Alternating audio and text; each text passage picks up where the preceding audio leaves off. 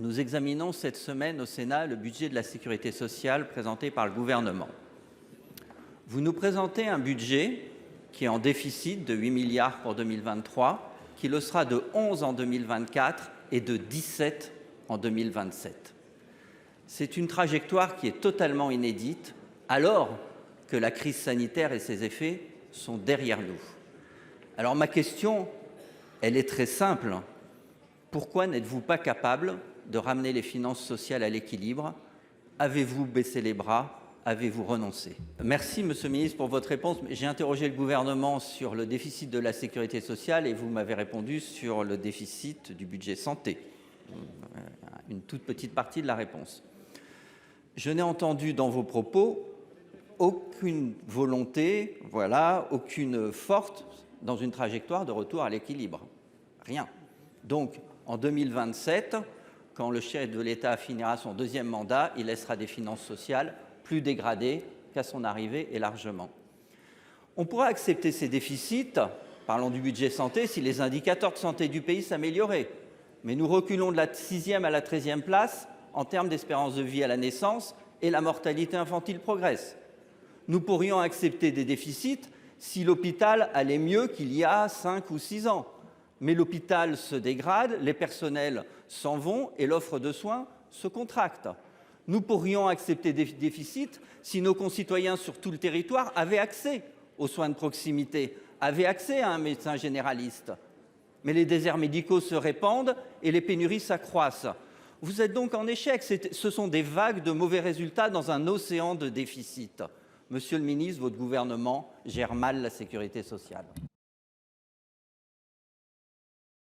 Il y a moins d'un mois, plus d'1 millier d'aides-soignants, d'infirmiers, de sages-femmes et de médecins dénonçaient dans une tribune publiée dans le journal Le Monde les, je cite, « dilemmes éthiques intenables auxquels ils sont confrontés faute de lits et de personnel dans nos hôpitaux ».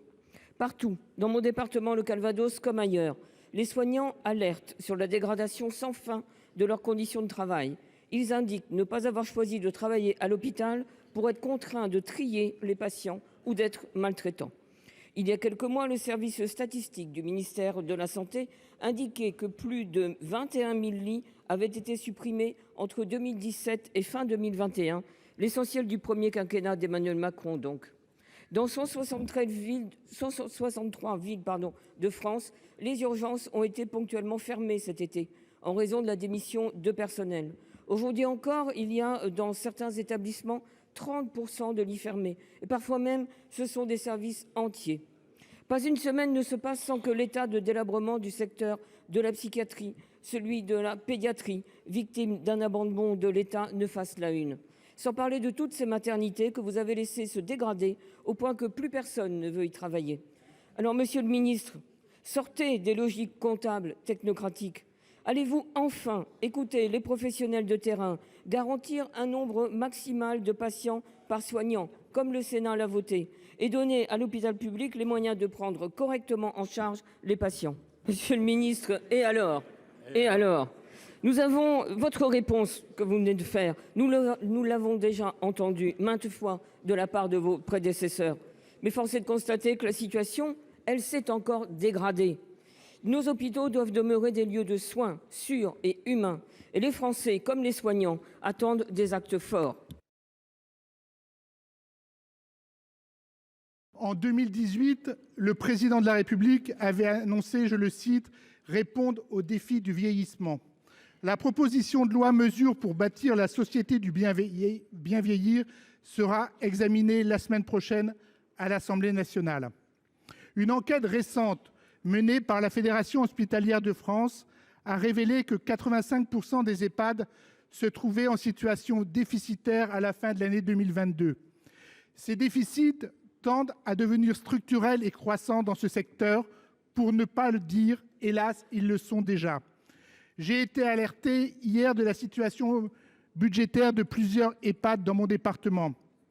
Je donnerai l'exemple de l'EHPAD de Richelieu. Le bilan déficitaire de cet EHPAD atteint plus de 400 000 €. Dans moins de 3 ans, il atteindra son seuil minimal de fonctionnement et ne sera plus en mesure de rémunérer ses employés. Cette situation alarmante résulte de facteurs multiples. L'inflation des denrées alimentaires, le coût énergétique, plus 33% en 2023, la revalorisation salariale des soignants, lesquels n'ont été que très partiellement compensés. Faites-vous le choix de laisser nos aînés, faites-vous le choix de délaisser le personnel des EHPAD qui travaillent dans des conditions déjà très difficiles. L'État doit être à la hauteur de ces enjeux. Je suis persuadé que l'ensemble de mes collègues ici présents dans cet hémicycle seront d'accord avec mes propos. Alors, Madame la Ministre, ma question est simple et attend une réponse concrète. Le gouvernement envisage-t-il de mettre en œuvre des compensations financières pérennes et intégrales? Le gouvernement compte-t-il s'attaquer de front à la question du troisième âge et des EHPAD pour assurer à nos aînés un accompagnement de leur vieillissement à la hauteur?